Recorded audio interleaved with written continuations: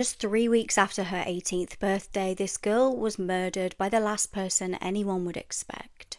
This case proves you really have no idea what's around the corner. Ashley Doolittle was born in Louisville, Colorado. She was kind, intelligent, and very beautiful. She was a talented horse rider and had aspirations to study agricultural business. She was crowned the Boulder County Fair and Rodeo's 2016 Lady in Waiting and would have been queen the following year. At just 18 years old, she really did have her whole life ahead of her. Now, Ashley's mum was a typical mum of a teenager. She would just always worry about what she was up to and whether she was safe or not. She would worry about her getting into a car accident or getting hurt, obviously riding horses. She could never have predicted, though, the absolutely horrific fate that awaited her daughter. Ashley and Tanner Flores had been dating for about a year. Now, the pair were only young, and with their hormones at that age and obviously school drama and things like that, the pair had kind of been up and down for a little bit. I feel like most teenagers can relate to a relationship like this when you're young and just things are kind of up in the air. You don't really know who you are yourself yet, let alone like what you actually want in a relationship. Both of them were kind of planning for the future, what they wanted for themselves and both together in the relationship. In 2016, the pair had been arguing more than usual, and Ashley came to the decision that they actually needed to split up. As difficult as this was for Ashley, she knew that this was for the best, but Tanner really wouldn't accept this. On the 9th of June 2016, Tanner asked Ashley if they could talk. The pair met at the Lon Hagler Reservoir to chat, but Ashley never made it home. Ashley's mum started to worry. As I said, she did regularly worry about her, so she went out to try and see if she could find her. Ashley had been due to be home that night at around 7:30, and she hadn't come back.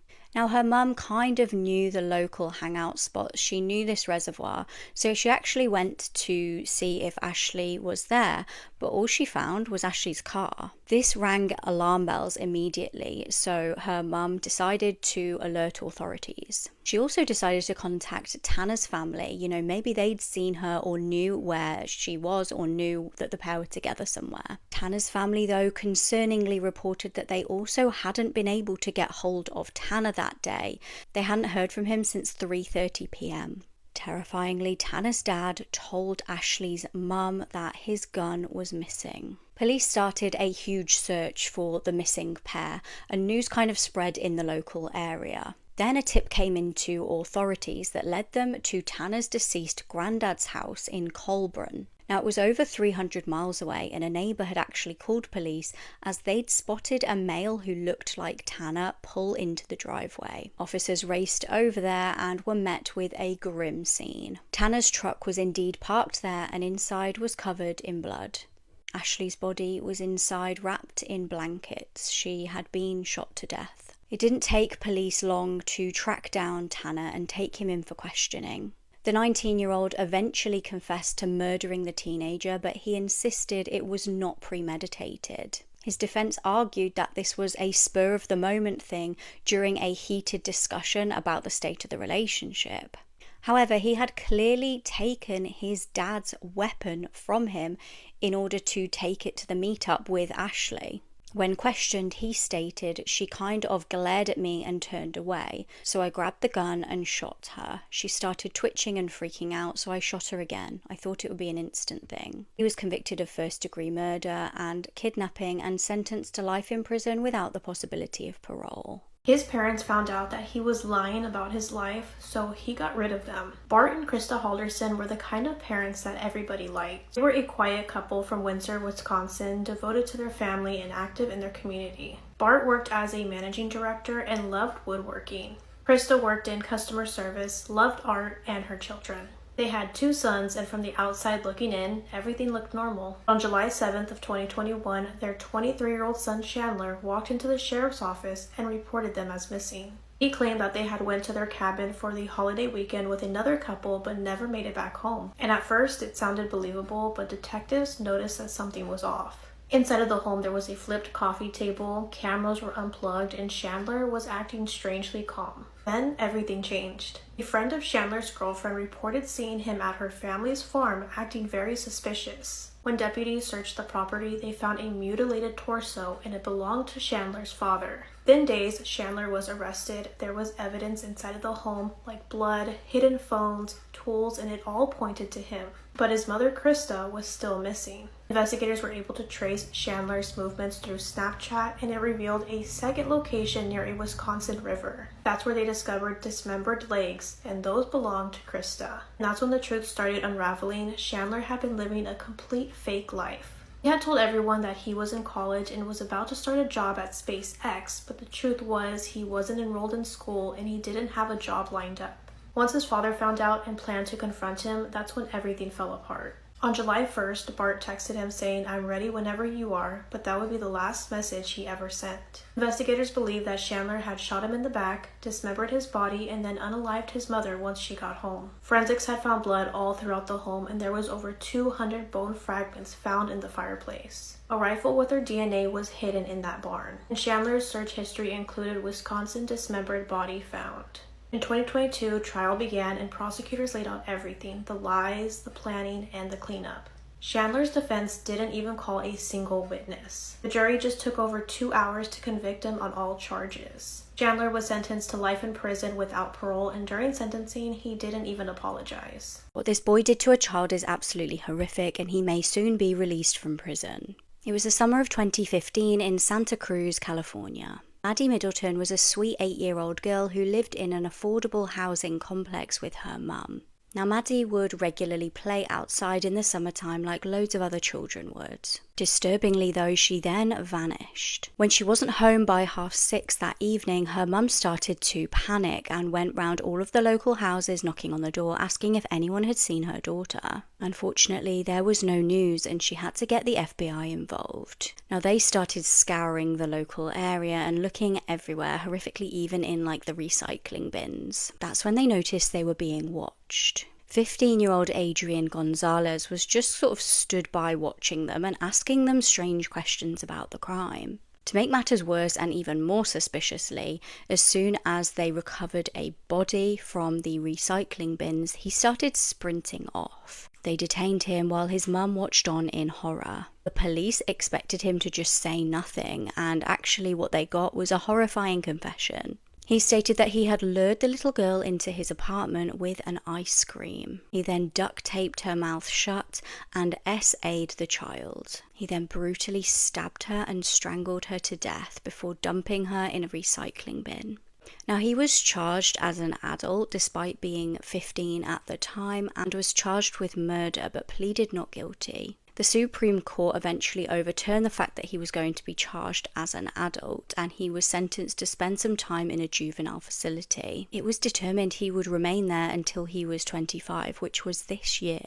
As far as I can see, it's still being decided whether he's going to be released or not. They let their baby rot away in a feces and insect infested room. Trevor Richard Hayes and his wife, Catherine Carter, called 911 to report that their 2-year-old son, Eric, was not breathing. When police and medics arrived, they found out that Eric had passed away. Eric was cold, pale, and showing signs of rigor mortis, which means Eric had passed away hours before the call was made to 911. Trevor and Catherine admitted that the last time they even checked on 2-year-old Eric was 14 hours ago. Eric was extremely malnourished and only weighed 15 pounds, which is only half the weight for a normal 2-year-old child. Eric had only been eating drywall, paint chips, and pieces of his diaper in an attempt to survive. Eric was covered in either 40 sores or bug bites. Eric and his 2 other siblings were kept away in rooms with feces on the floor and insect infestations. There was also a feces and urine-filled training toilet which hadn't been cleaned in weeks. Trevor and Catherine's bathroom and living spaces were extremely clean and well-maintained, unlike their children's. Their 2 other children were immediately removed from the home. Trevor and Catherine were arrested in April of 2026. They have not been sentenced yet, but they're being held at Perry County Detention Center awaiting their trial. I honestly can't even fathom how awful these people are, but what do you guys think about this case? This high school teacher was sleeping with students and paying them in vapes. This case took place in Aqua Dulce in Texas earlier this month. On the 19th of March, 25-year-old high school teacher Jaden Charles was arrested. This was after an investigation was conducted into her having inappropriate relationships with male students. The investigation was actually initially conducted about the use of vaping on premises. It ended up uncovering Jaden's alleged activities with minors. She allegedly bought vapes and vape accessories for the boys. She allegedly got them intoxicated and then would SA them. 4 male students came forward and gave their accounts of what had happened to them. It's believed there may be up to 12 boys involved. The now former teacher is charged with 2 counts of grooming and 2 counts of aggravated SA of a child. Now, sickeningly, Jaden actually is known to be a mother of 4 herself. This 14-year-old was being groomed by a man 30 years older than her. In the early 1990s in England, 16-year-old Kelly Ann Bates was living a normal life. She liked school, she was sporty, and she wanted to become a teacher. Kelly had even started working to save money for college, and it seemed like everything was going right for her. But no one knew what was happening behind closed doors. When Kelly was just 14 years old, she met a man named James Smith while she was babysitting.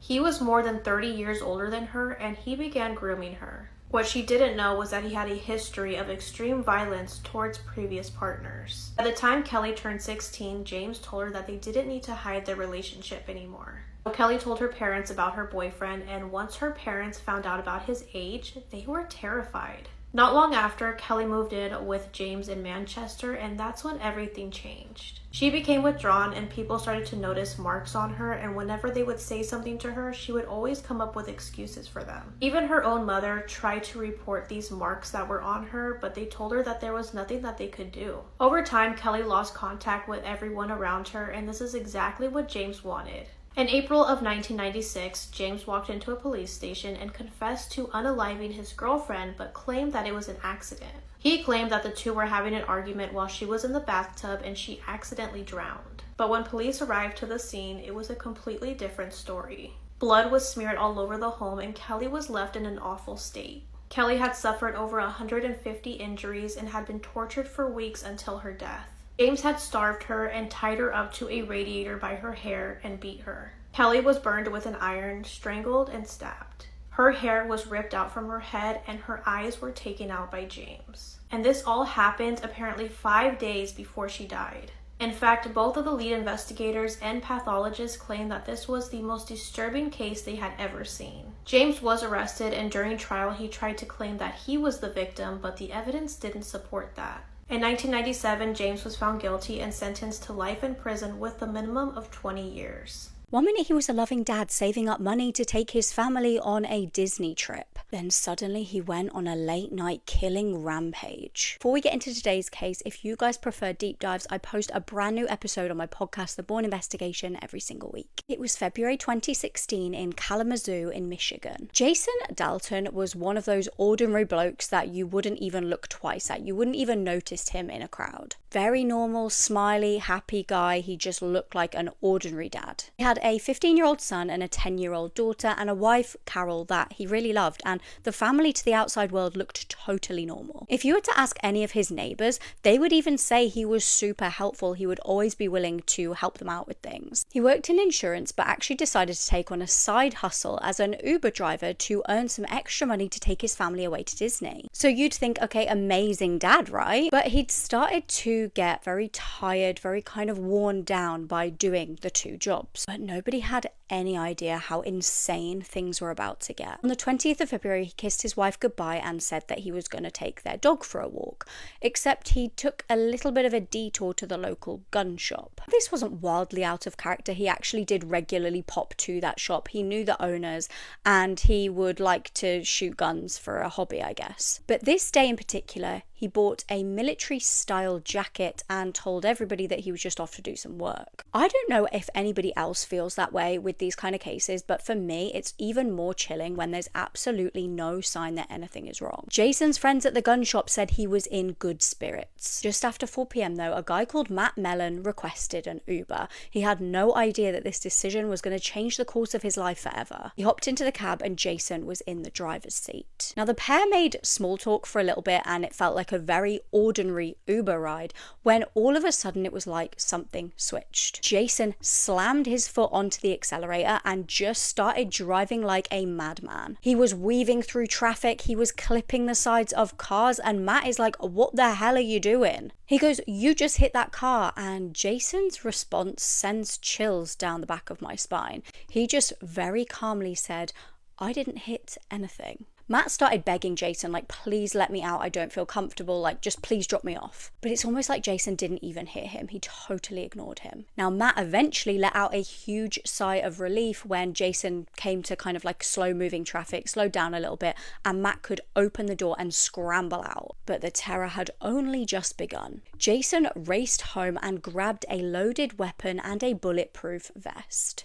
Now, by this point, obviously, Matt was on the phone to police telling them about the terrifying experience he'd just had, but nobody had any idea it was going to get worse. Jason was already back on the road, this time with a weapon. He spotted a 25-year-old woman called Tiana, who was taking 5 young children to the park. He held his weapon out of the window and just started firing. It hit Tiana 4 times. She scrambled away from the vehicle and screamed at the kids to run. Jason then made a stop at his parents' house, where his wife Carol just so happened to be, and she was kind of like, he was acting a little bit strange, but I had no idea what was going on, obviously. He mumbled something weird to her about how she may see him on the news, and then he switched cars and drove off before anybody could ask him what the hell you mean. Then bizarrely, for a little while, he just picked up Uber customers like normal, like nothing had ever happened, until 10 p.m. when he pulled into a car dealership. Dad and son Richard and Tyler Smith were just minding their own business, checking out a truck, when all of a sudden Jason got out of his car, walked up to them and shot at them 18 times. These 2 innocent guys, they fell to the ground dead, but Jason wasn't done yet. He then calmly got into his car and drove around again, this time to a restaurant car park, where once again he saw some innocent people that he was going to just fire at. Mary Jo Nye, Dorothy Brown, and Barbara Hawthorne were all shot dead. They were lovely women in their 60s and 70s, just out for a nice meal. It makes no sense. Another girl, Abigail Kopf, miraculously managed to survive being shot in the head by him, even to the point that the doctor came over and certified her dead. And then she kind of came back to life. As you can imagine, a massively intense manhunt was underway. They were looking all over for Jason, it was on the news, and one Uber passenger even got into Jason's vehicle and asked him if he was the crazy Uber gunman, to which Jason was obviously like, "Nope, not me." Just before 1 a.m, police finally surrounded Jason's car and he got out and handed himself over. Officers had never seen anything like it. It was almost like he was a zombie. He didn't seem to really appreciate the gravity of what he had done. No emotion and no reason why. He just said the Uber app had taken over his body. He said when he logged in, it started setting him kind of missions to kill people. He pleaded guilty to 6 counts of first-degree murder and was given life without parole. And it probably comes as no surprise that Carol actually divorced him and moved away with the kids. But so many questions still remain, and the biggest one that still haunts everyone to this day is why? Her best friend was so jealous of her that she set her up. Julie Ann Rodelas was a 20-year-old aspiring model from the Philippines. Close friends called her Jaja. She was kind, hardworking, and had big dreams to make a better life for herself. Julie was balancing modeling with school and was even studying hotel and restaurant management just as a backup plan. She knew that the industry was tough, but she stayed humble and focused. And in that world, she became close with another model named Althea Altamirano. They were the same age, in the same industry, and quickly became best friends. Julie trusted her completely. But behind the scenes, there was jealousy. Althea believed that Julie was spreading personal information about her, like the fact that she had children, and believed that this was going to ruin her career. And instead of confronting her, she planned something far worse. On November 6th of 2012, Julie told her mother that she was running errands and she was going to meet up with Althea because a TV producer wanted to meet her. Julie agreed to go, but she never returned home. The next morning around 5 a.m., a young woman's body was found dumped on the street. She had been shot multiple times and left there like trash. There was no ID, but she was still clutching a McDonald's bag. Inside was a receipt stamped 2:33 a.m. And this small detail would crack the entire case. Witnesses reported seeing a dark SUV dump the girl's body and drive off, and luckily they were able to get some of the license plate. Police were able to trace the McDonald's receipt back to the exact location, and as they were looking at CCTV footage, they saw a man buying that food. That man was Althea's boyfriend. And that's when everything unraveled. Police discovered that Julie hadn't been randomly targeted. This was all planned. Althea had completely set her up. She lured Julie out that night knowing that her boyfriend and other men were waiting.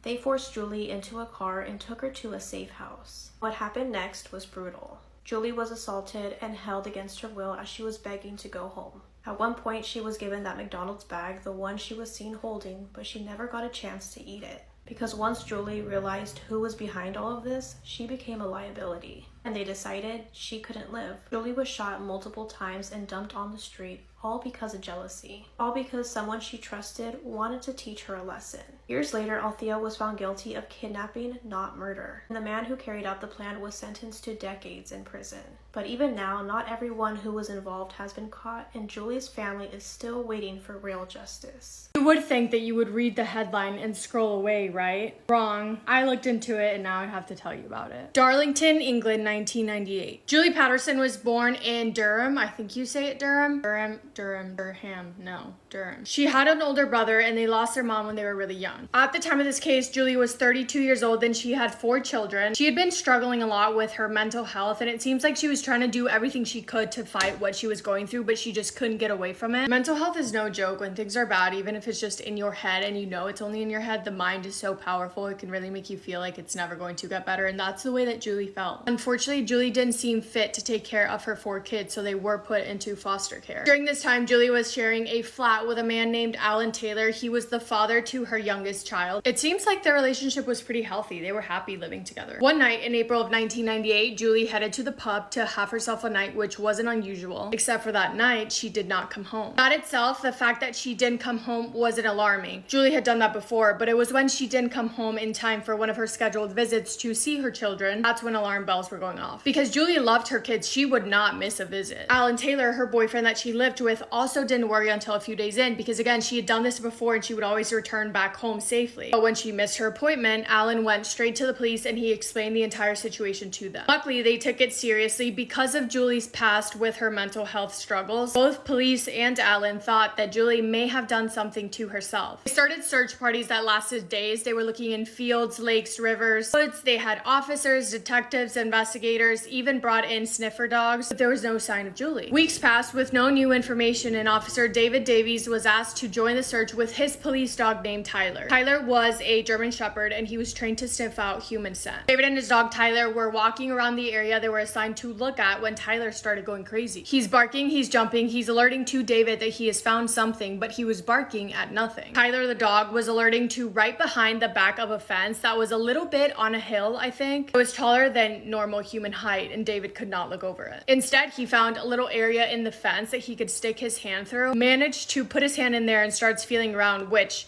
bold move, could never be me. He's feeling around, he can't really feel anything, but he starts smelling a foul smell. Something that was smelling like it was rotting. It was weird, so he put Tyler in his car and he went around to the front of the house to see if he could get a better look. An older lady is now standing at the front yard and he's shining his flashlight because it's dark out towards the bags, and the lady says, "Oh, don't worry about that. Some kids were just running around the other day and they just threw the bag over the fence." She's like, "I'm sure it's nothing," and David asks the lady, "Well, do you mind if I go through your backyard and take a closer look at it?" She says sure. He walks towards the bag, opens the bag. Inside the bag there's a pillowcase. Inside the pillowcase, decomposed human body. Maggots, flies, and the bad smell that he was smelling.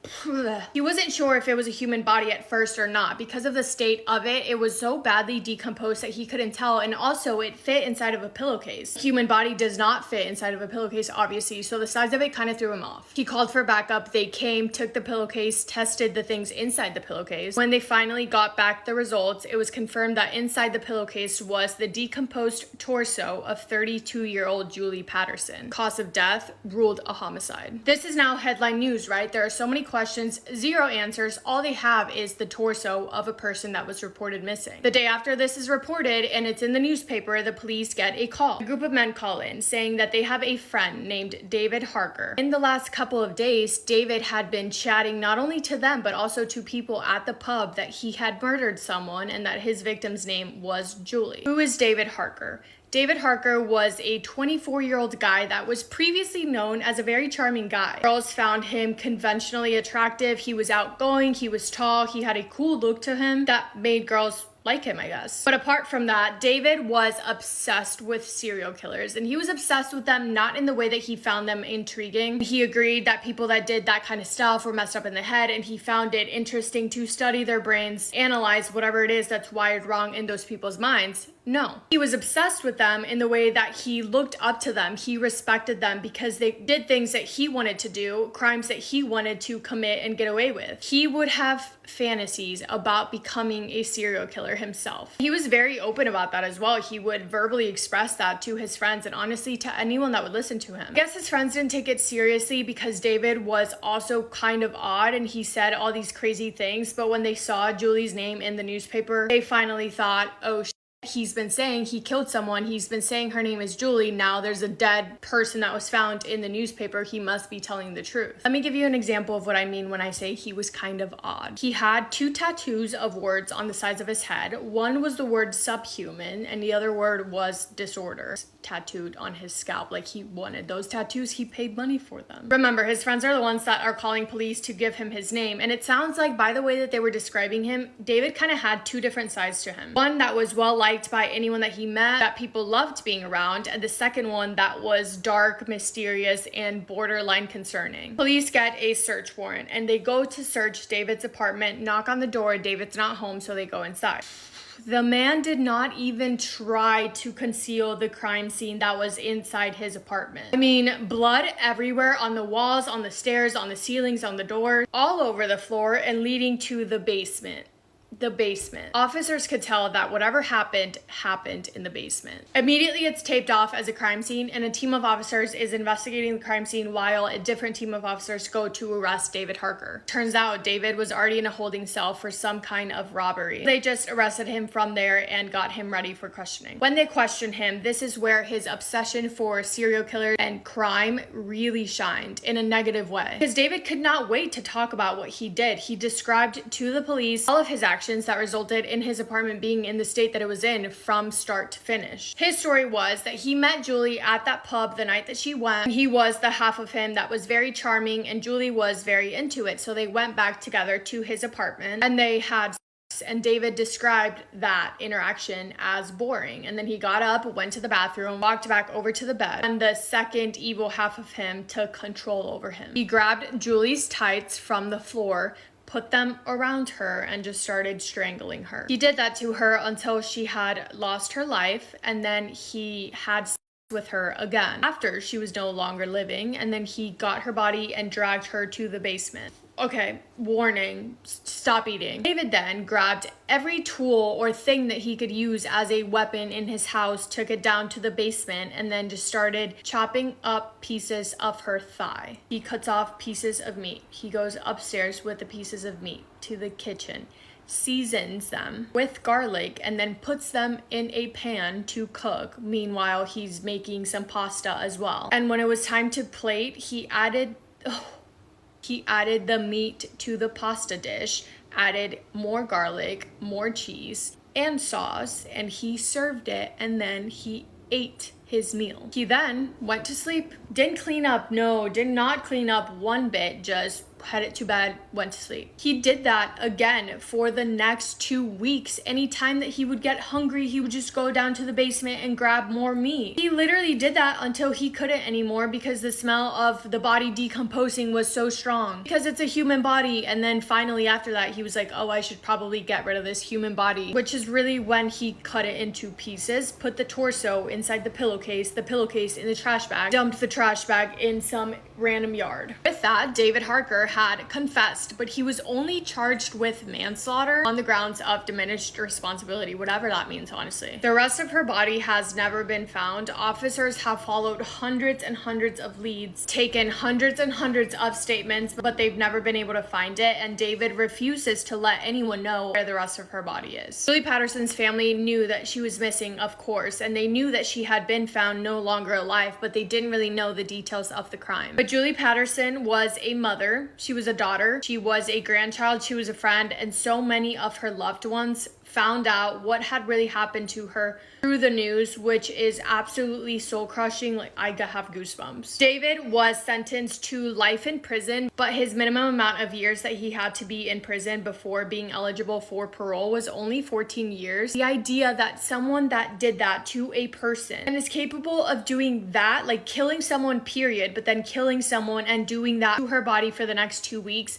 the idea that someone like that could be released and just put back out into society is terrifying. I know that he tried to apply for parole in October of 2021 and he was denied. I don't think he has tried to get out on parole again, but the thought of that literally is so scary. David Harker from jail sent a letter. Well, actually, Julie's former husband had sent a letter to David asking where the rest of her body was because he was seeking to really get closure and he felt he couldn't do that without finding the rest of her body. So he sent David a letter in jail asking to please let them know where the rest of her body is. And David's letter back to him was sick. I'm going to read part of it. It says, quote, "You ask why I have done this evil thing. Well, I could endlessly speak about murder, mutilation, decapitation, and cannibalism, but a man of your intellect wouldn't be able to grasp any of it. So to give you something that you could understand, 1, I killed all the people I did because I enjoyed it." Oh, also, he was claiming to have killed other people. I don't think that he did. There was no proof of that. Back to the letter. "I killed all the people I did because I enjoyed it. Do you hate the evil man who chopped up and ate your wife? I am not evil, Mr. Newman, but I am a monster. Don't bother writing to me again or I will show you terror unbound. I do have your address now. Goodbye, Mr. Newman." Ugh, he's so creepy. I am not evil, but I am a monster. You are terrifying. The death of Julie drove her older brother almost to insanity because he felt like he couldn't really move past it and couldn't bear the idea that some of Julie's body was still somewhere out there in the world and no one had found it. And the rest of her family, as expected, were also completely heartbroken. It was a hard loss for all of them and it's really terrible and really sad. That's all I have for today. I hope that you guys have the best day ever. I love you so, so much. Massive kiss on the forehead to every single one of you. A girl goes to visit a friend but never makes it home. What really happened to Tiara Williams? Tiara Cacique Williams was 19 years old, living in Greensboro, North Carolina at the time of her disappearance. She was going to go to Guilford Technical Community College to study early childhood development, and she was planning to start in the coming weeks. She had lived with her mother and brother for a period of time, but had recently moved in with her grandmother to help take care of her. And her family describes her as bubbly, spunky, and someone that just lights up a room. On the morning of January 7th, 2016, Tiara went to Guilford Technical Community College so she could finish up some paperwork. And then at 6 p.m., she went to her mother's house with her brother and her boyfriend so that they could help take down the Christmas tree. Her mother and her made plans to go shopping the next day so she could get some textbooks and a laptop for school. And then at 8 p.m., her and her boyfriend and her brother went to her grandmother's apartment. And then at 8:30 p.m., she tells her boyfriend and her brother that she needs to go see a friend named Travis. And we don't know who this Travis person is, but she said she would be back in about an hour. But she never returned. Her boyfriend became worried when she didn't return and waited at her grandmother's place for several hours just waiting for her to return. But the following day, on January 8th, when her boyfriend and her family were unable to get a hold of her, they filed a missing persons report at 8 p.m. Now, this friend, Travis, that she was visiting was at the same apartment complex that her grandmother lived at. So police were able to determine that she did make it to that person's apartment, but her GPS tracking turned off, meaning that her phone either died or was turned off. Police and family searched all through the apartment complex area and never found her. They searched through creeks, culverts, wood lines, and sewer drains to find absolutely nothing. They used tracking dogs that couldn't find anything. And police do not believe that she is a runaway. They believe foul play is involved. People have called in through the years with sightings of her, but nothing has ever been 100% proven to be her. As of April 2026, Tiara has not been found, and her family continues to search for her. If you or anybody you know has any information regarding Tiara Williams' disappearance, you can contact the Greensboro Police Department at 336-373-2222. Thank you for listening to Tiara's story. Be sure to follow for more true crime.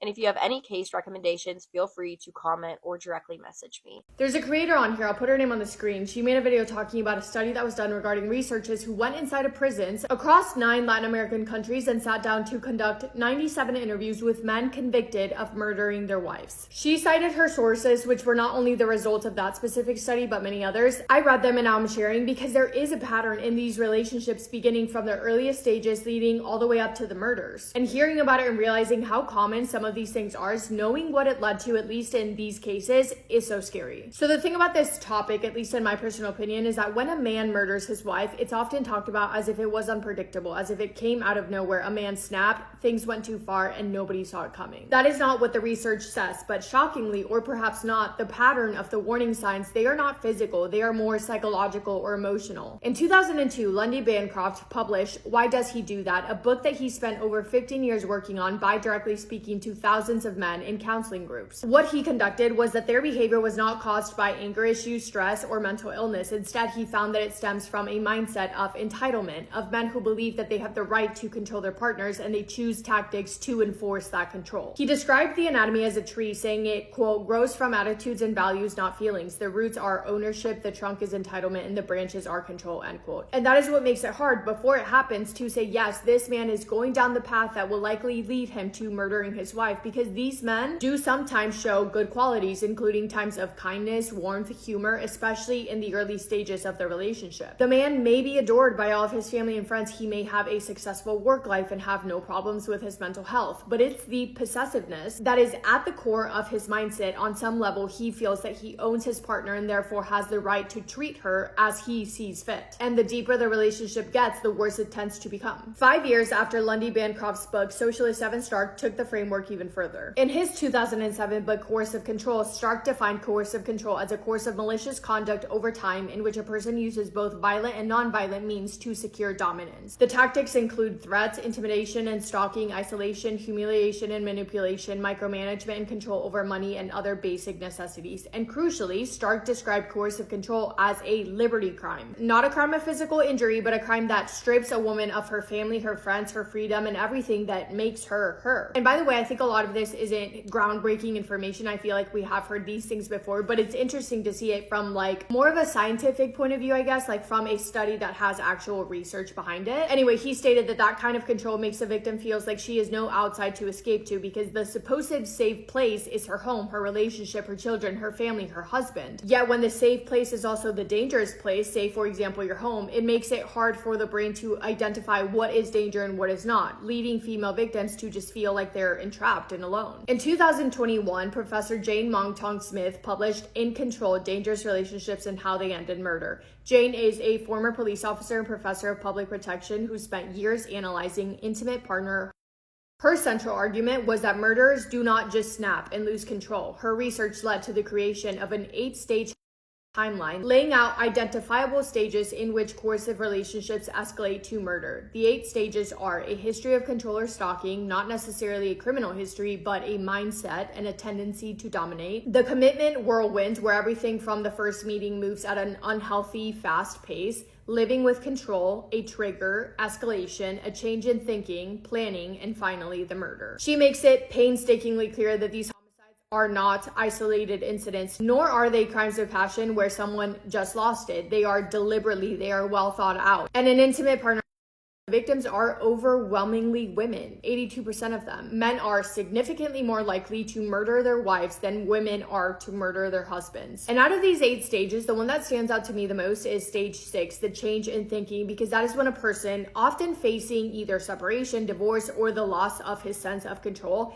shifts from trying to control his partner to planning to end her life. It does not look like violence from the outside. It actually often looks calm, like withdrawal, like he has accepted things, but he has accepted nothing. His way of thinking is changing and then leading into planning. In 2003, Dr. Jacqueline Campbell published the results of a study regarding men who murder their wives. That study spanned 11 cities. It compared 220 women who had been murdered by their partners and over 300 women who were currently in toxic, unhealthy relationships. What Campbell found were clear, measurable, predictable risk factors, things that, when present, dramatically increased the likelihood that a man would murder. The risk factors included previous threats with a weapon, stalking, having a stepchild in the home, women telling their controlling partners that they plan to leave. And in regards to women telling their controlling partner that they want to leave, the study showed that only about half of the women who were murdered were able to accurately assess that they were at risk of losing their life, meaning that only half of them made it aware that they were afraid of their partners, versus the other half, who were the women that didn't say anything or didn't try to leave, even if they did think that they could be in danger. The reason for that being is that they believed that leaving can often feel like the most dangerous thing that you can do. Then there's the May 2025 study in which researchers conducted 97 open-ended interviews with incarcerated men in Argentina, Bolivia, Brazil, Chile, Colombia, Honduras, Mexico, Paraguay, and Venezuela. That study was published and it made a lot of researchers just pause for a moment, not because the findings were entirely surprising, but because of how specific they were. The researchers that took part in this study had gone inside of prisons themselves to speak to the men that had been convicted of murdering their wives face to face. That study was titled Flying Under and Through the Radar, and putting information collected from that showed, again, a very detailed, disturbing pattern. And I feel like I'm kind of repeating myself, but part of the purpose of the analysis was to examine the chronological development of these relationships, tracing each case from its earliest stages leading to the murders. And again, what was found was that they were not random, impulsive acts, but instead a calculated, this time 7-step playbook used across 9 different countries, different cultures, different languages, with a consistency that you simply can't ignore. These 7 tactics were social isolation, gaslighting, restricting employment, vilifying external threats, creating male-peer alliances, body territorializing, and disrupting healthcare access. Let's go through every single one.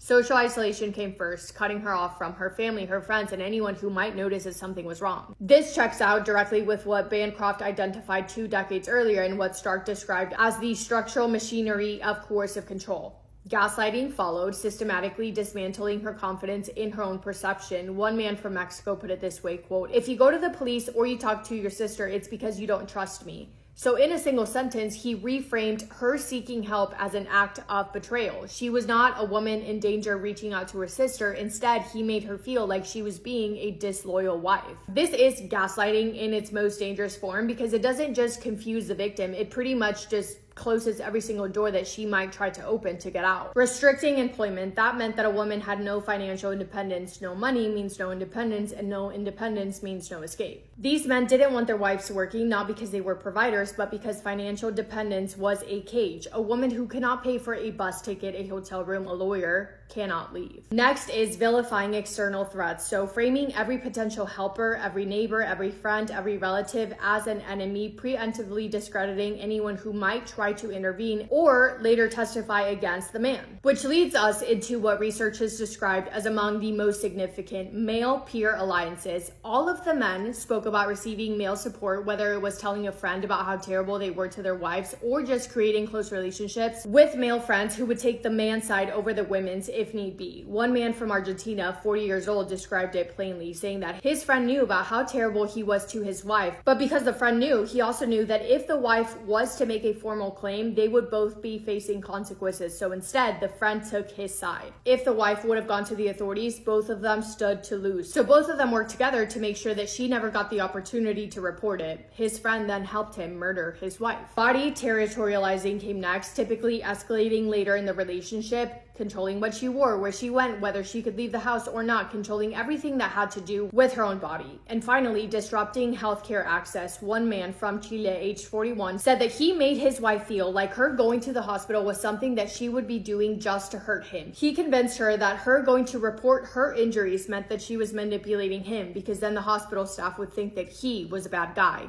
Another man from Bolivia said something similar. He told his wife that her going to the hospital would make him feel insecure. And she didn't want to make him feel insecure because then she knew that she would pay for that at home, resulting in her then stopping seeking medical help. In simple terms, the men made themselves the victims in the situation, using reverse psychology to make their wives feel like reporting their injuries meant that they were betraying their husbands, when in reality what they were doing was making sure that anyone who could have helped them in the healthcare system never saw her. So what all of this tells us is that the path and the pattern that leads to men murdering their wives is not a clear one, and a lot of times it's not a physical one. It shows up in jealousy, ownership, entitlement, isolation, financial control, use of children as leverage, and the belief that his partner's life is theirs to control. And more oftentimes than not, it also comes with the support from other men, or men who just choose to look the other way.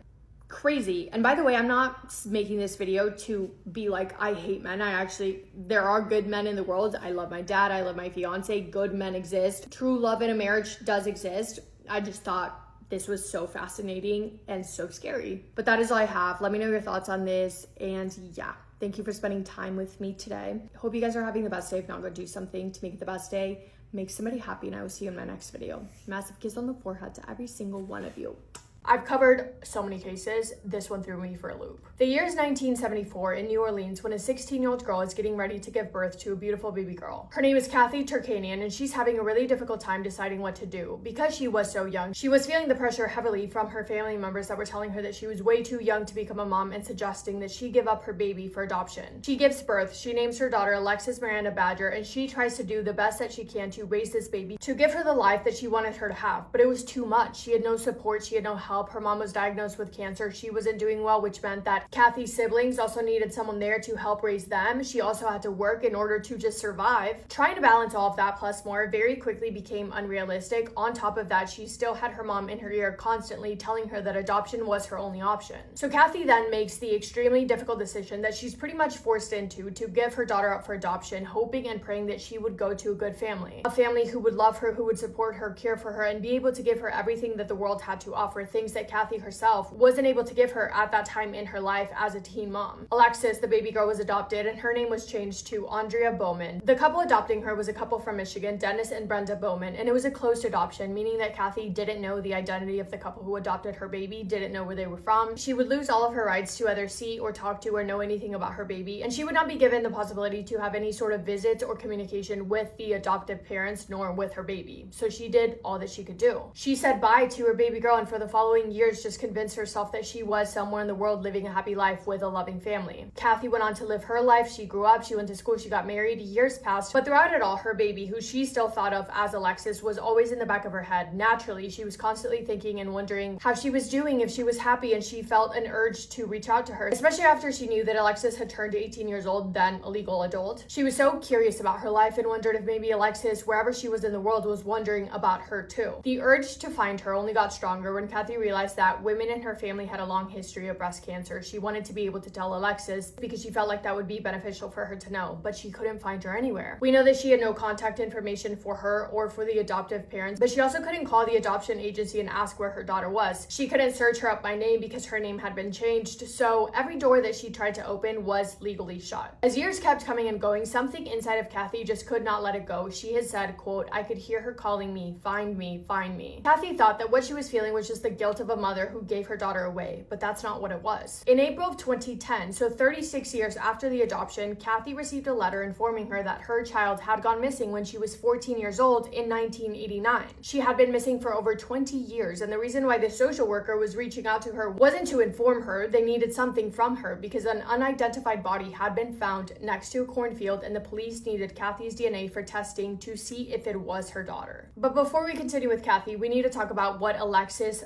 Andrea's life actually looked like growing up inside of the Bowman's house with her adoptive parents. And I am going to be referring to her as Andrea from now on. Andrea grew up in Michigan in a home with Dennis and Brenda Bowman. From the outside, it looked normal enough, but inside, something was very wrong. In 1988, Andrea had raised concerns with staff at her school, expressing fearfulness about going home. For some reason, one day she was so afraid to go home that it got to the point that they ended up calling the police. Andrea was interviewed, and during that interview, she told them that her adoptive father had been S-ing her throughout the night and that her adoptive mother knew but did not care. She was barely a teenager, she was a baby, but she felt like she had no other option than to put on a brave face and finally tell what she thought was a trusted adult the truth. And I imagine it was such a scary thing for her to do, but whatever happened, all she knew was that she did not want to go back to that house. But instead of taking a more careful approach, a social worker just decided to head over to the Bowman's house to confront them and ask her parents about what she had said. And of course, Brenda and Dennis denied everything, and they painted this picture that Andrea was having behavioral issues and that she had been acting out because they had recently told her that she was adopted, and they claimed that that made her really upset. And just like that, no further questions. Andrea was sent back into that house, back to living with a man that she was very clearly afraid of. On top of that, allegations of the mistreatment were not just coming from Andrea herself, they were also coming from her friends who had been invited over to the house and had witnessed it firsthand. One of Andrea's friends knew about the essay because Andrea had confided in her and told her about it. Another friend recalled going over to the Bowman's house and seeing Dennis Bowman chasing around and putting his hands on Andrea. Another friend stated that while she was over at their house, she remembers thinking that it was weird that everyone else was eating dinner, everyone had burgers, but Andrea wasn't allowed to have a burger. She was only allowed to eat a quote-unquote leftover sandwich consisting of only bread and condiments. When they were all seated at the dinner table, her friend has said, quote, Andrea made a comment that that's all she was allowed to eat, so Dennis came across the table right in front of me and hit her so hard he almost knocked her out of the chair. She started bawling her eyes out, of course. Brenda sat there and did nothing about it. The friends that knew about how Andrea was being treated all encouraged her to leave, but at the same time, of course, they were all like 13, 14 years old, so they couldn't really do much to help. But also there was the fact that Andrea didn't really want to leave. Well, of course she wanted to leave, but she wouldn't because Brenda, the adoptive mother, had just given birth to Andrea's little sister, Vanessa, like a year prior. Andrea loved that baby like she was her own. She took care of her. She changed her diaper. She would feed her. She'd watch over her, protect her. She could not bear the thought that if she did leave, there was no telling what would happen with Vanessa or if they would be even kept together or not. So her friends would encourage her to leave, and Andrea would just say, no way, I need to stay. I need to take care of Vanessa. 13 to 14 years old, by the way, she was a baby herself. The only plan that Andrea could really imagine working out was waiting until Vanessa was older and then going to find her real mom, Kathy. But she never got that chance because on March 11th of 1989, Andrea Bowman disappeared. Dennis Bowman was the person who called the police to report her as missing. All he said was that she had ran away. He told them that they had been having issues with her behavior and that one day he left the house, he came back, Andrea was gone, and so was a stack of money. So basically he said, I have a troubled child, she stole money from me, packed a bag and left. Okay, cool, thanks, bye. And authorities, for whatever reason, just took his word for it. The case was classified as a runaway and Andrea was basically simply forgotten. So fast forward 2 decades, Andrea has been missing this entire time. Kathy gets a letter in the mail asking for a DNA test to see if the human remains found belonged to her daughter. Without any hesitation, Kathy gave up her DNA. It was tested, but it wasn't a match. So that did not solve Andrea's disappearance, but what it did do was install this strong determination inside of Kathy to figure it out. Whatever happened to her daughter, she needed to know. She needed to know what her life was like, how and why she disappeared, and where she was now. Even though Kathy hadn't been in her daughter's life, she was now, and she was not going to rest until she got some answers. Through doing a lot of digging on social media, Kathy was able to find out that her daughter's name had been changed to Andrea Bowman, that her adoptive parents were a couple named Dennis and Brenda Bowman, and that they lived in Hamilton, Michigan. Kathy decided to set up a Facebook page and named it Find Andrea M. Bowman. She also started going to missing persons conferences. She kept digging on social media, trying to gather just as much information as she could. And then Andrea's old school friends started reaching out, and the stories that they were telling Kathy were horrifying. It was from them that Kathy was made aware about the essay claims and the mistreatment that Andrea had experienced in her own home at the hands of Dennis Bowman. Kathy then finds a way to get in contact with a retired Michigan detective who was familiar with Andrea's case, and according to her, he tells her something along the lines of, something is weird here, something's fishy, something's weird, this case has not been handled properly. So she decides to use the Freedom of Information Act, aka FOIA. Kathy submitted a formal FOIA request to obtain Dennis Bowman's public criminal records. She gets them, and what she finds out about this man only makes her about 1,000,000 times more suspicious.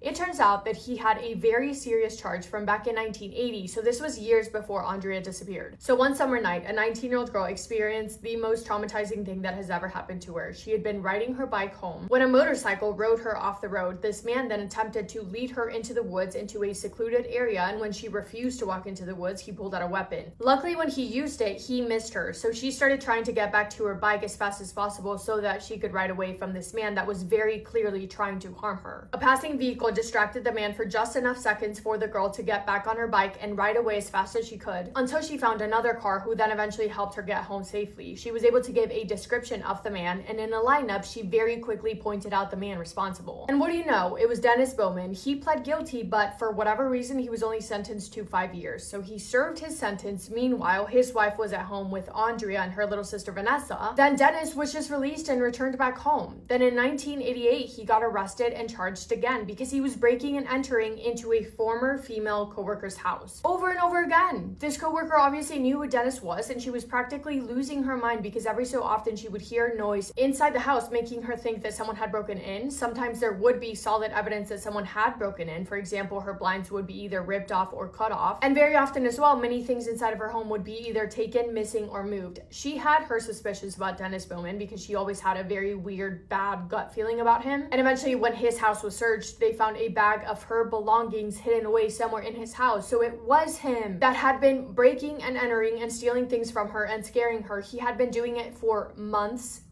plural. He offered up a pathetic lie, claiming that him and said coworker were very close and that she had been allowing him to stay with her. But the coworker was literally like, dude, what? I only know you from work. I want absolutely nothing to do with you in my personal life. You actually scare me because you're weird and gross. I think he broke into her house like over 20 times, maybe even more than 30. And at one point, one of his other excuses was that he needed to break in because he needed to use the bathroom. Ultimately, for that, he was sentenced for 1 year and then released. So, years were passing by, and because the body found was not Andrea, she was still a missing person. Kathy was still doing everything in her power to get answers and to start connecting the dots. All signs so far in her mind are pointing directly towards Dennis Bowman. One day, she decides to use Google Earth to pull up the Bowman's house and to see if she could drop her little pin down there to look around the property. She is zooming in closer and closer, and she sees an area in the backyard that looks just weird. It looks disturbed. It's a concrete block. And something inside of her told her that there she was. Kathy became convinced that Dennis Bowman had gotten rid of her daughter Andrea and buried her in his backyard. Kathy was not giving up. She started calling the Bowmans directly multiple times a day. She had a billboard up on the main road to their house offering an $11,000 reward for an arrest in the case. She camped outside of their property. She confronted Brenda Bowman directly. She was giving it her all. And then in November 2019, there was a complete breakthrough in the case, but not one that many people expected. 2 detectives, one from the Michigan State Police and one from the police department in Virginia, happened to both attend the same cold case homicide conference. And they very quickly realized that they were both looking at Dennis Bowman as a suspect in 2 different separate cases. He was a suspect for a different homicide case in Virginia, and he ended up being arrested for that. Once he was behind bars and facing those charges in Virginia, investigators began trying to build some sort of rapport with him. Slowly, carefully, they wanted him to start talking, and start talking he did, eventually. It wasn't until early 2020 when Dennis Bowman finally gave a confession. Andrea was gone. She had been gone for years, and he was the person responsible. According to Dennis Bowman, this is what happened the night of March 11th, 1989. He said that he came home and found Andrea walking out of a bedroom. When he asked what she was doing, she told him that she was leaving, and if he tried to stop her, she would tell everyone that he had been essaying her. That made him really angry. He swung at her, causing her to lose balance and fall. He told his wife, quote, her head rolled over and she just stared like doll eyes, end quote. She wasn't responsive, but instead of calling for help, Dennis decided to get rid of her completely. He separated Andrea's 14-year-old body into pieces, placed her remains in a barrel, and then called the police to report her missing. When the Bowmans moved to a new house in 1990, Dennis dug up the barrel and reburied it in the backyard of their new property. Quote, I dug the hole and I put the barrel in. She's been right there the whole time, end quote. Andrea had been buried in the backyard, right where Kathy had always said that she was. In February of 2020, investigators recovered Andrea's skeletal remains from a shallow grave buried beneath a concrete slab in the backyard of the Bowman home. When the remains were tested against Kathy's DNA, it was confirmed that they were those of 14-year-old Andrea. Kathy said it was as if her daughter had been, quote, screaming in that backyard for years, end quote. On December 22nd of 2021, Dennis Bowen pleaded no contest to second-degree murder, and he was sentenced to 35 to 50 years in prison. This was now on top of the 2 life sentences that he was already facing for that other case in Virginia. It was the murder of a different young girl named Kathleen Doyle. At his sentencing, the judge stated, quote, "His numerous behavior in this case, other convictions, all indicate Mr. Bowman is a serious, dangerous man that has harmed many communities, many families. It's impossible to even articulate the words to describe what he has done. Reading what he has done is sickening." And pretty much throughout it all, Brenda Bowman stood right by her husband's side. I mean, she did say that he did confess to her about Andrea being buried in their backyard, and she claimed that she didn't know. I'm gonna let you be the judge of that. But she's never been charged for anything, and in other horrible, horrible cases, she has stood right by her husband's side, even after he's been convicted. As for Kathy, the latest that I could find is that she's still fighting because guess what? Andrea's ashes were handed to Dennis's wife, Andrea's adoptive mother, Brenda Bowman. They were given to her. I read an update from 2025 in which Kathy said that she was preparing a civil court fight to get more information about the location of her daughter's ashes. She also talked about campaigning to ban close adoption in memory of her daughter, saying that she was forced into a close adoption in which records of the biological parents were kept sealed, which she believes prioritizes the adoptive parents over the child. Quote, "I don't know if I could do it in my lifetime, but it's time to get a movement started," end quote. Insane, and my heart breaks that Kathy thought that she was doing the right thing when she gave up her daughter for adoption because she thought that she was giving her to a loving family, hopefully to have a good life. And then this makes me sick. That is all I have for today's case. Thank you for spending time with me today and for listening to Andrea's story. Hope you guys are having the best day. If not, go do something to make it the best day. Make somebody happy, and I will see you in my next video. Massive kiss on the forehead to every single one of you. Truly, the one question that comes up the most in my mind when I cover cases like this is how many more times does this have to happen to someone for something to change? We're talking about a child in today's video. If you think that listening to this is going to harm your mental health in any way, please skip this video and I will see you in my next one. Take care of yourselves. I mean it. I love you. On May 4th of 2024, police received a 911 call from a man called Rendell. He was calling to report that his 12-year-old daughter was unresponsive after riding her bike into a tree. When help arrived at their house, police saw this 12-year-old little girl and they described her to be broken and barely alive. So how did we get there? Let's go back to the beginning. Melinda Hogan had 3 older half-sisters and lived with her parents in Pennsylvania. In 2019, when Melinda was only 8 years old, her parents separated and they both got custody of her father having primary custody. She still remained in just as much contact with her mother as she did with her father, but when her father got engaged to a woman called Cindy Warren, we know that things were concerning from the beginning. Because in a court document, when the parents were negotiating custody arrangements, it was stated that Melinda was never to be left in the care of Cindy Warren alone, the dad's fiance, unless agreed upon by both biological parents. Because Cindy Warren had a history of mistreating children, she was known for having caused intentional injuries to her own children. And this was a known thing because Melinda's older half-sisters, like I said, they were older, they didn't live with them anymore. Randall, Cindy, Melinda, and Cindy's youngest son all lived together. But anyways, at one point, one of the half-sisters called Randall and said that she knew about Cindy's past, kind of like a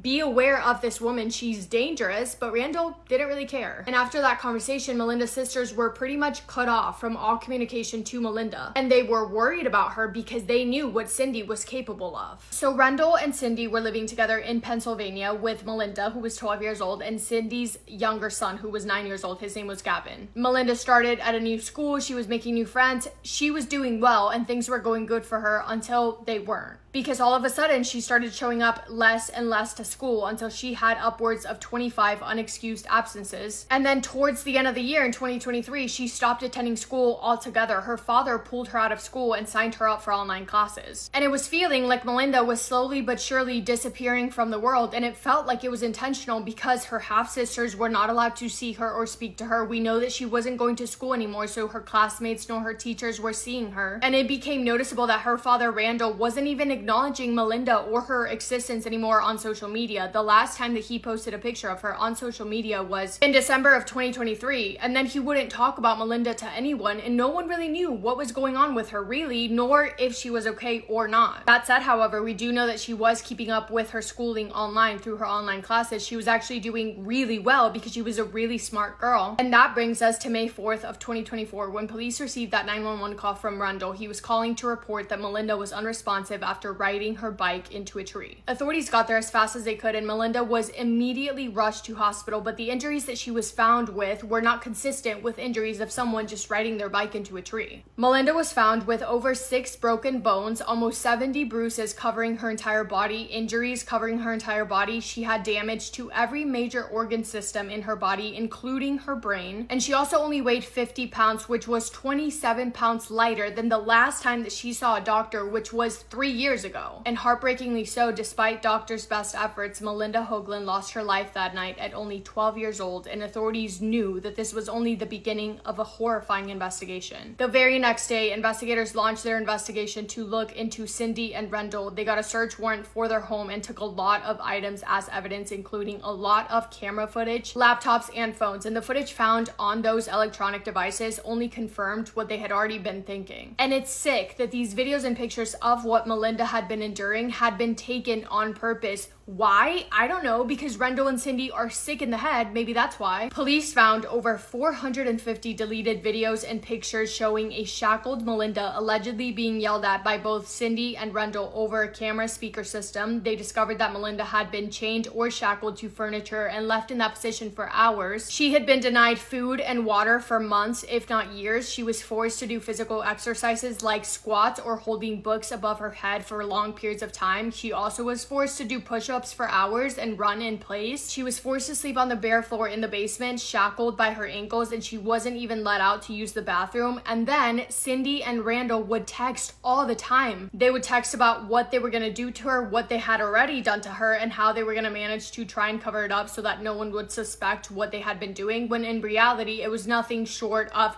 horrifying and cruel. A lot of times as well, the dates of said videos and pictures of Melinda being treated this way lined up with her missing school the next day, likely because they didn't want anyone to see her in the state that she was in. It was later discovered that most, if not all, of her unexcused absences was because they couldn't cover up her injuries with makeup, because they were so bad that they had to keep her home for weeks until they could cover her injuries up with makeup. Officers found text messages that showed them that on May 4th, the day that 911 call was made, Melinda had been unconscious between 1 a.m. and 4 a.m., likely because she was slowly losing her life. That entire day, Melinda was shackled in the basement, drifting in and out until they decided to finally call 911 at 7:30 p.m. to say that she was unconscious. 16 hours later, she could have been saved, but her father clearly didn't care enough to save her. And also, Cindy's other son that was living in the house with them, the 9-year-old little boy, he was completely unharmed. He was in perfect condition, was well fed, taken care of, untouched by either of them. He, of course, however, was removed from their custody once this information all came out. This was happening to Melinda from 2021 all the way until 2024, until ultimately her little body was so tired and so weak that she literally physically could not take it any longer. In a press conference as well, it was said that Melinda was, quote, reprogrammed, end quote, to accept the way that she was being treated. She was trained to think that everything that was happening to her was her fault, and she was heard apologizing in these videos. It's heartbreaking. On May 6th of 2024, both Randall and Cindy were arrested and charged with attempted criminal,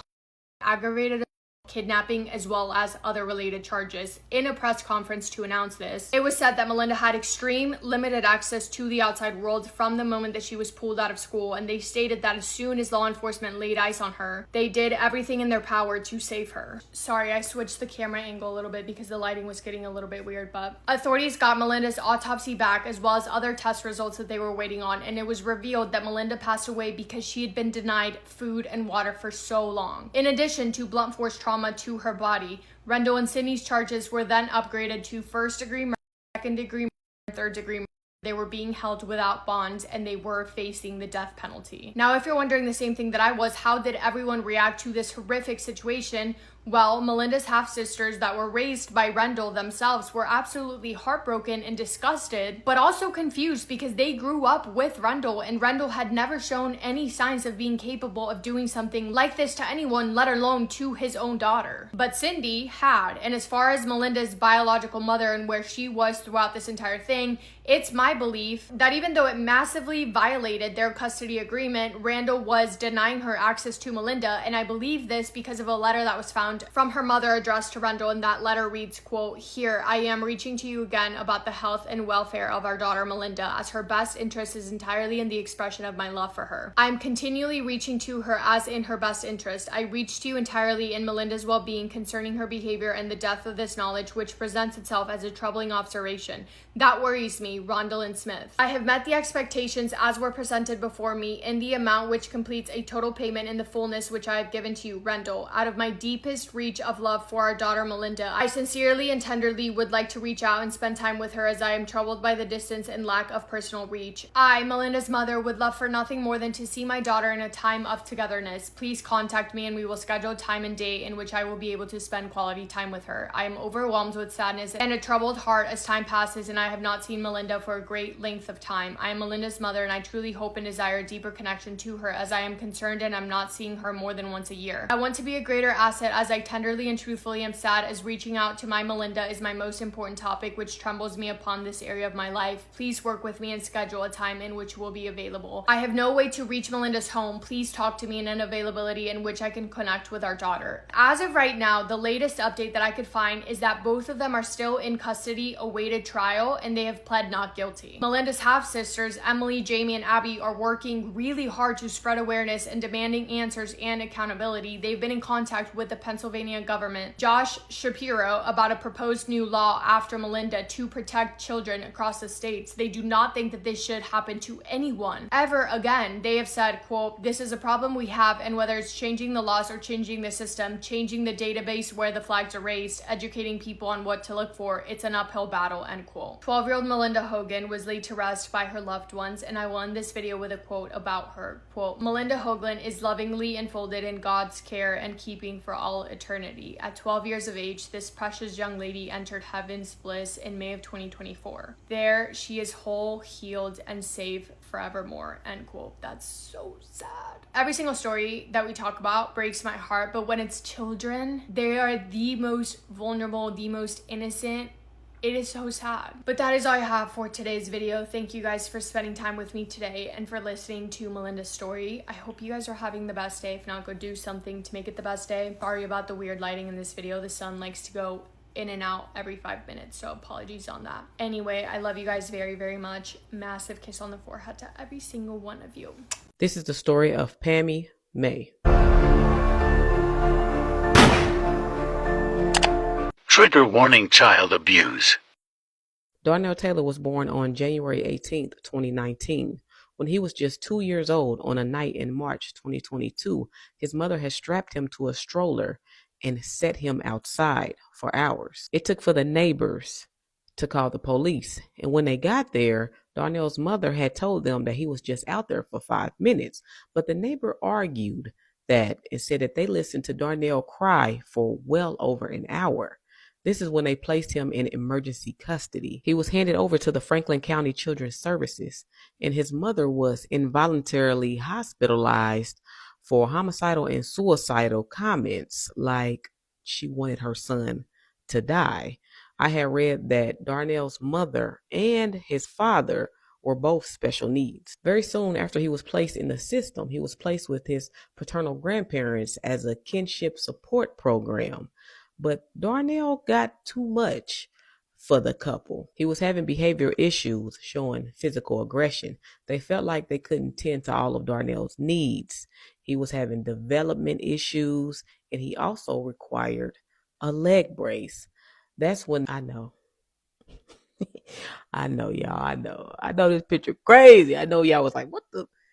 I was too, but let's get back to the story. That's where 48-year-old Pammy May comes into play. Now, Pammy is a friend of Anthony and Tawanda Burns, the paternal grandparents, and she has been their friend for years. So when she seen that they were having trouble and they did not want to put Darnell back into the system, she offered to take him. So after being with his grandparents for about a year and some change, he was now in the custody of Pammy. He moved in around May of 2023, and the paperwork was finalized in July of 2023. And as soon as the legalities was over with, Pammy cut off all contact with Darnell's family. No pictures, no updates, no visits, no nothing.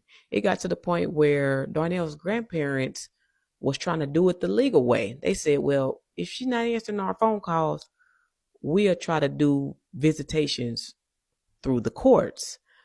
But she wasn't answering their phone calls or pop-ups either. On the night of February 13th, 2024, Darnell, who's now 5 years old, snuck a granola bar and peanut butter crackers into his room and into his bed. When Pammy found out, she became angry. So angry that she decided to go get a trash bag and smother Darnell. She then placed Darnell in a closet because her husband was about to come home from work.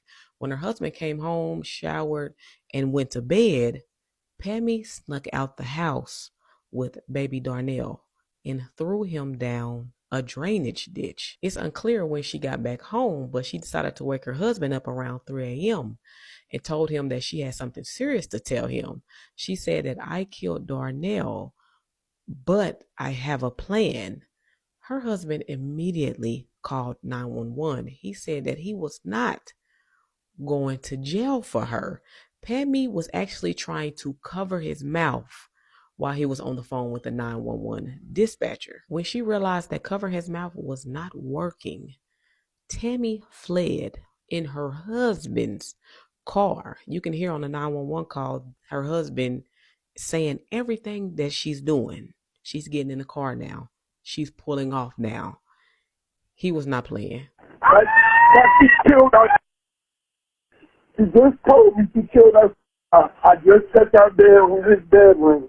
She is not here. She's taking my car, and she's running out the house now, headed towards Lockbourne and Reed now. She won't talk about something. She got a plan. I'm not going to jail for her. Any diagnosed illnesses or anything or anything like that you know of? She does have depression and bipolar disorder, but she has been taking medicine for it. She's been fine. She's been around plenty of children. So this is completely out of character for her? Very much so. Very much so. A missing persons report was issued for Pammy and Darnell. The same morning at around 6 a.m., her car was found 150 miles away in Brooklyn, Ohio, but still no Pammy or Darnell. It wasn't until the following night on February 15th at around 9:30 p.m., Tammy walked into an envelope manufacturing company with a nightgown on and no shoes, asking for help and to call her husband. The company called the police instead, and when the police got there, Pammy was hysterical. She was crying, and they kept asking her name, and she said she didn't want to give it to them. And when they told her that they already knew who she was, she said she knew. Now, Pammy's husband did say that she suffered from some type of mental illness, but she was taking medication, and she had been fine. She had been around children, and that this was so far out of character. What's your name?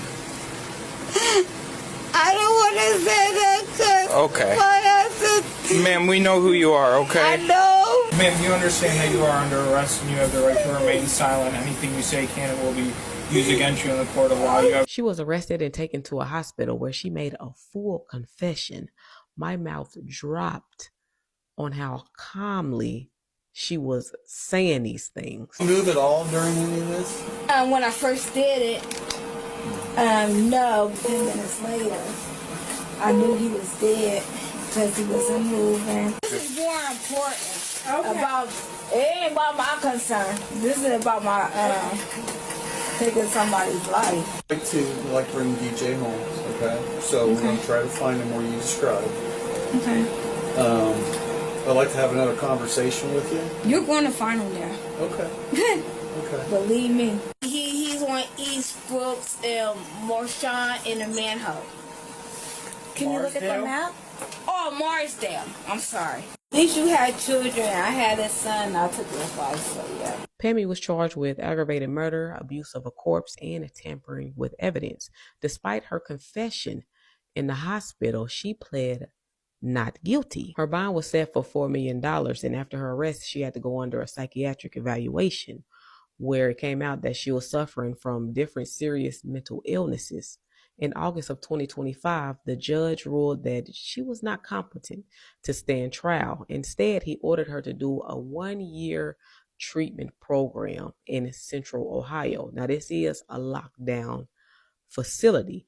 They was trying to see if they could restore her cabeza. But as of April 13th, 2026, she is now declared competent to stand trial, but her legal team is pushing not guilty by reason of insanity. Most likely her trial will be around July of 2026, but this could be settled with a plea deal as well. We will revisit this case because this lady might walk. This lady might walk. And looking at the police body cam footages, I just be thinking everybody be faking, but some people do be crazy too though. And her husband did say, she take medication. But this lady really might get away with killing this baby. We're going to make our way back to this case, Yellow Tape. But in the meantime, what do y'all think?